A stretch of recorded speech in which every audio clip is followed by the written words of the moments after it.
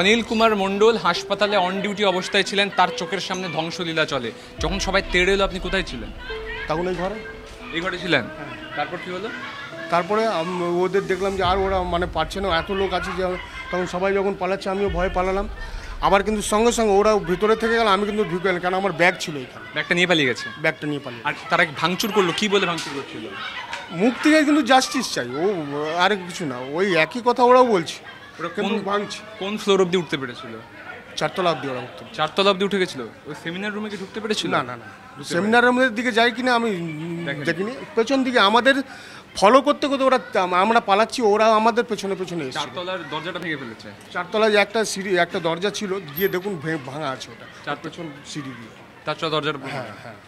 আমরা তখন নিচেই ছিলাম, যখন ঝামেলা হয় আমাদের তখন পুলিশরা বলে যে তোমরা চলে যাও নিরাপদ স্থানে। আমরা তখন পেছন দিক দিয়ে সিঁড়ি দিয়ে উঠে, কিছু বইরা বাইরের লোকজন, ডাক্তারবাবুরা অনেক রিকোয়েস্ট করেছে আপনারা ভেতরে ঢুকবেন না, আপনারা মিছিল নিয়ে শ্যামবাজারে চলে যান, আমরা মিছিলে বের হব। তারা কোনো রকম তোয়াক্কা করেনি, ভেতরে ঢুকে তারা এরকম ভাঙচুর করেছে, পুরো ইমার্জেন্সিটাকে শেষ করে দিয়ে গেছে।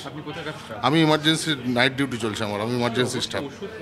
সমস্ত কিছু আমাদের ফ্রিজগুলো ভেঙে দিয়ে গেছে, যার মধ্যে দামি দামি ভ্যাকসিনগুলো থাকে, ফ্রিজগুলো পর্যন্ত নেই।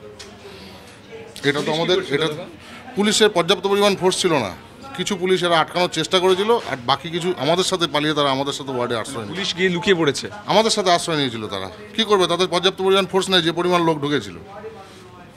আপনি তখন ঠিক কোন জায়গায় ছিলেন? এখানে ছিলেন? আমরা তখন একদম ইমার্জেন্সি গেটের ওই সামনেটাই ছিলাম।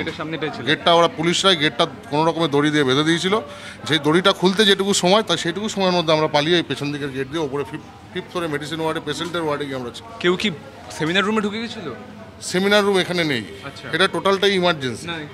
আমরা তো ওপাশে সিঁড়ি দিয়ে চলে গেছি, কে ঢুকেছে না ঢুকেছে আমরা তো দেখতে পাইনি। আমরা 5th ফ্লোরে গিয়ে তালা লাগিয়ে আমরা ভেতরে বসেছি, কোনো মতে প্রাণ বাঁচিয়েছি। হ্যাঁ, নিজেরা প্রাণ বাঁচিয়েছি কোনো রকম। আর এদিকে সব ফ্রিজ ট্রিজ দামি ভ্যাকসিন তো যখন নামলাম নিচে, পুলিশ কাদানি সেল মারলো, ওপর থেকে দেখলাম, তারপরে নিচে নামলাম, যখন দেখলাম এই অবস্থা। যেন ধ্বংসলীলা চালিয়ে গিয়েছে দুষ্কৃতীরা। মানুষের পক্ষে এ কাজ সম্ভব করা? একটা হাসপাতালে এসে কালকে তাদের পরিবারের কেউ এলে পরিষেবা কে দেবে? কিভাবে পরিষেবা দেওয়া হবে? এমার্জেন্সিতে ভাঙচুর চললো, প্রমাণ লোপাটের চেষ্টা হলো কি, এই প্রশ্নটা থাকলো। ক্যামেরায় মাখনের সঙ্গে সুমন, TV9 বাংলা, কলকাতা।